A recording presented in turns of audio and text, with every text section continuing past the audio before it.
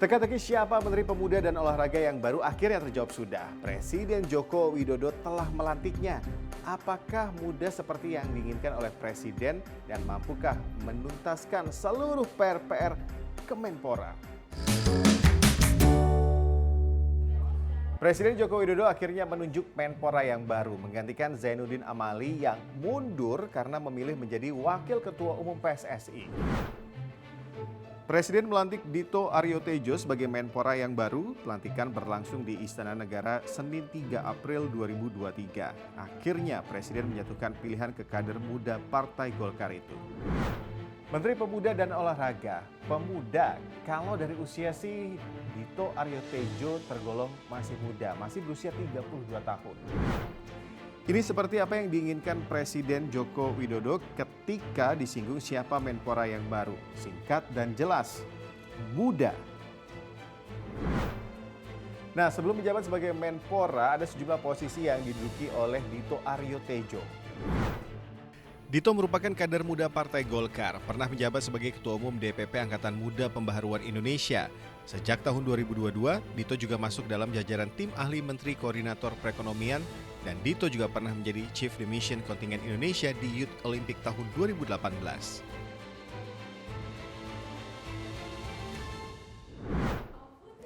Sebenarnya sih ada 3 nama yang diajukan ke Presiden Joko Widodo. Semuanya dari Partai Golkar. Memang sih Menpora yang sebelumnya Zainuddin Amali berasal dari Partai Golkar. Apakah ini artinya pos Menpora jatah Partai Golkar?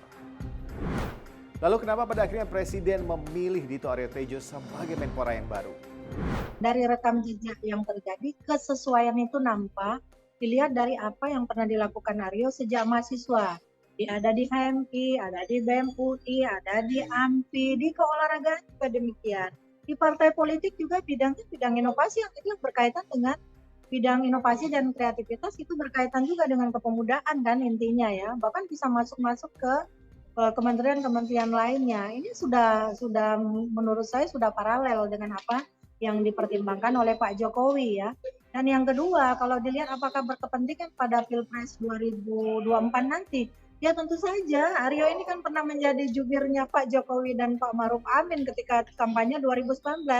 Artinya ada beberapa yang bisa dilakukan juga oleh Aryo ya sebagai menteri, tapi itu tidak boleh dilakukan dalam peta Pilpres nantinya misalnya. Karena batas-batas dia dalam birokrasi kementeriannya. Tapi intinya dia punya pengalaman dalam rekam jejak yang berkaitan dengan momen politik yaitu Pilpres.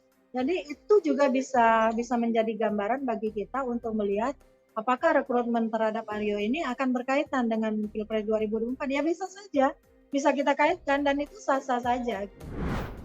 Tapi ya siapapun yang jadi Menpora, utamanya menyelesaikan banyak PR yang harus dituntaskan di bidang kepemudaan dan tentunya olahraga. Nah, sekali lagi Pak Menpora yang baru punya tantangan yang cukup berat, dan kami semua berharap masyarakat olahraga bisa melihat step demi step peningkatan utamanya prestasi olahraga. Ujian yang utama tadi menyelesaikan masalah yang terkait dengan gagalnya Indonesia menjadi tuan rumah Piala Dunia U20. Kemudian yang kedua dalam waktu dekat adalah SEA Games di bulan Mei. Kemudian nanti di bulan November ada Asian Games. Tentu kita berharap ada progres yang naik lah gitu dari aspek prestasi kita. Dan jangan lupa pesan masyarakat itu kawal betul dan tuntaskan implementasi desain besar olahraga nasional.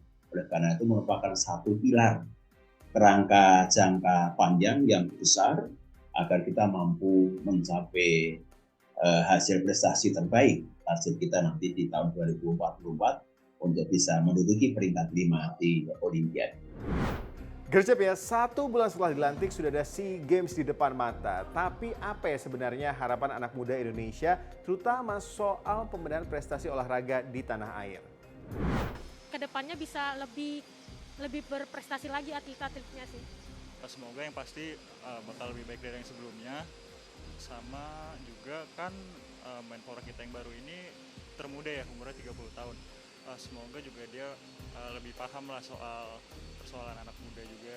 Mungkin harapannya adalah kayak mungkin sebagai Menpora baru bisa lebih mendengarkan apresiasi untuk anak-anak muda yang lebih lagi tuh pengen memotivasi mungkin ya untuk melihat bahwa ternyata olahraga yang ada di Indonesia itu juga perspektifnya maju untuk kedepannya seperti itu.